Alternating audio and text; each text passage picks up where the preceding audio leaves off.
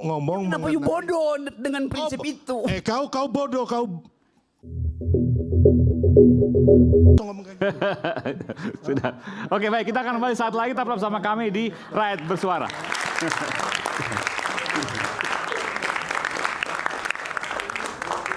Kau bodoh, goblok kamu.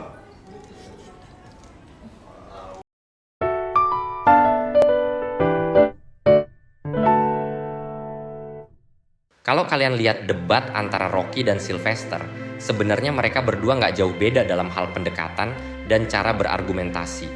Tapi yang bikin beda adalah cara Rocky main strategi, yang kadang dipandang agak licik. Nah, Rocky ini sering mulai dengan jebakan-jebakan terkait definisi konsep. Misalnya nih kayak Pacta sunt servanda, yaitu prinsip dalam hukum perjanjian internasional yang artinya perjanjian harus ditepati. Dia sengaja bikin definisi itu agak melenceng, lalu minta Sylvester buat setuju sama pernyataan yang udah dia siapin. Begitu Sylvester masuk ke perangkapnya, Rocky langsung menyerang dan bikin argumen. Sylvester kelihatan lemah. Serunya, Rocky nggak tanggung-tanggung, dia pakai kata-kata kayak bodoh dan dungu beberapa kali. Kadang dalam debat ada satu trik yang sering digunakan, tapi sebenarnya nggak etis sama sekali. Salah satunya, bikin lawan seolah-olah setuju dengan kesimpulan yang salah, lalu menjebaknya dengan kata-kata seperti bodoh atau nggak paham atas nama pencerahan. Nah, teknik kayak gini sering dipakai bukan buat nunjukin kekuatan logika, tapi lebih ke taktik buat menjatuhkan lawan. Misalnya nih, di debat antara Rocky dan Sylvester, Rocky kerap pakai jebakan definisi untuk bikin Sylvester setuju sama pernyataannya. Begitu Sylvester masuk perangkap, Rocky langsung menyerangnya, bahkan sampai pakai kata-kata kasar kayak bodoh. Yang menarik, ketika Sylvester terpancing emosi dan hampir bertindak agresif, publik justru melihat Rocky sebagai sosok yang cerdas, bahkan dianggap pahlawan intelektual. Di sisi lain, Sylvester malah dinilai kasar dan bodoh. Ironis kan? Yang jadi masalah besar di sini adalah bagaimana persepsi publik bisa terbentuk hanya dari gaya atau cara seseorang berbicara, bukan dari isi argumennya. Di dunia debat politik, hal ini sangat sering terjadi. Orang yang berani dan provokatif, meski argumennya lemah, seringkali dipuji sebagai intelektual. Sementara itu, orang yang lebih kalem, lebih defensif, malah sering dianggap kalah, nggak berwawasan, atau bahkan tidak cerdas. Padahal, apa yang mereka sampaikan mungkin jauh lebih logis dan masuk akal. Ini menunjukkan bagaimana opini masyarakat lebih banyak dibentuk oleh narasi yang diciptakan daripada esensi dari argumen itu sendiri.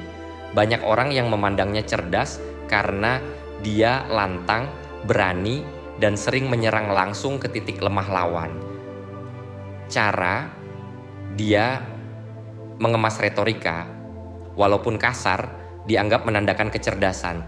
Padahal, kalau kita lihat lebih dalam, gaya komunikasinya juga nggak jauh beda dari lawannya.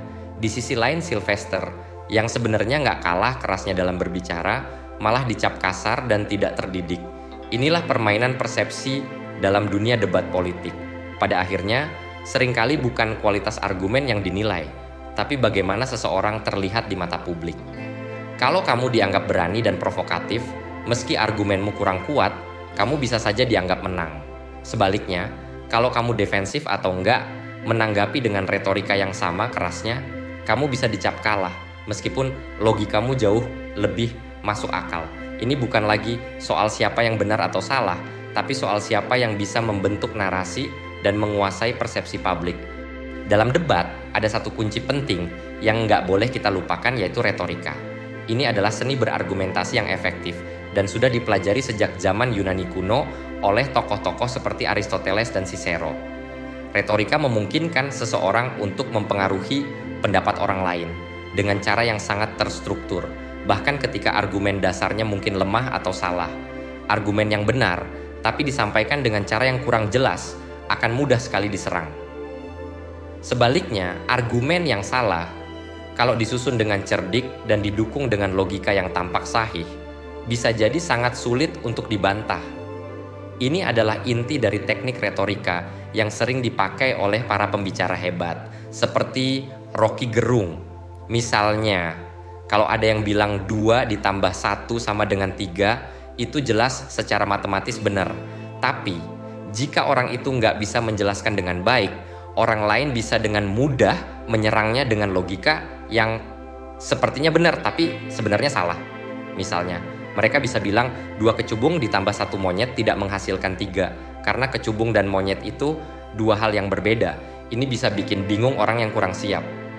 Di sisi lain, bayangkan ada yang bilang 1 ditambah 1 sama dengan 4, tapi dia dukung dengan undang-undang atau teori yang kompleks, seperti undang-undang tentang kependudukan yang bilang 1 pria, 1 wanita, dan 2 anak itu hasilnya 4. Meskipun jelas pernyataan ini salah secara matematika, karena argumennya disusun dengan rapi dan terlihat sahih, jadi tampak logis dan lebih sulit untuk dibantah.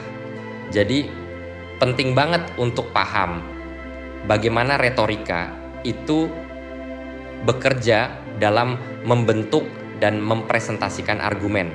Ini bisa bikin perbedaan besar dalam bagaimana argumen kita diterima atau dipertanyakan. Contohnya bisa kita lihat dari debat antara Rocky Gerung dan Sylvester.